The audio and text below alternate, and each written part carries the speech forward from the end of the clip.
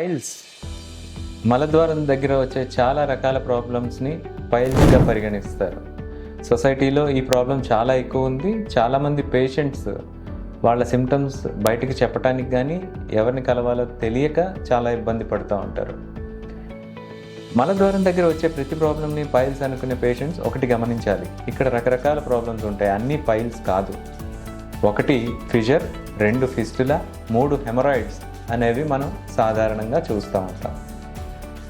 ఈ fisher, piles లేదా haemorrhoids అనేవి చాలా వరకు లైఫ్ స్టైల్తో ముడిపడి ఉంటాయి. సో లైఫ్ స్టైల్ బాగుంటే వీటి బారిన పడకుండా మనల్ని మనం కాపాడుకోవచ్చు. ఈ పైల్స్, ఫిషరు, ఫిస్టులా, హెమరాయిడ్స్ వీటి సిమ్టమ్స్ ఒక్కొక్కసారి క్యాన్సర్ సిమ్టమ్స్తో కూడా ఓవర్లాప్ అయి ఉంటాయి.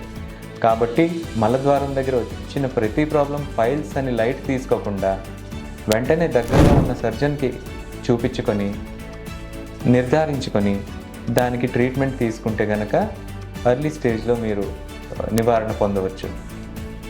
చాలా వరకు నేను చెప్పినట్టు ఈ fissure and internal haemorrhoids early stage చాలా వరకు లైఫ్ స్టైల్కి సంబంధించిన ప్రాబ్లమ్స్.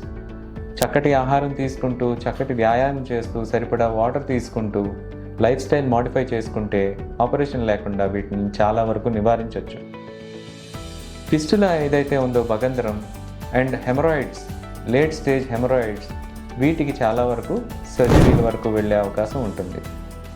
ఈ పైల్స్ వ్యాధుల గురించి మరింతగా తెలుసుకోవడానికి మా ఛానల్ని ఫాలో అవ్వండి, లేదా మమ్మల్ని centre for liver and digestive surgery Seethammadhara విశాఖపట్నంలో కలిసి మీ డౌట్స్ని నివారించుకోవచ్చు. Thank you very much.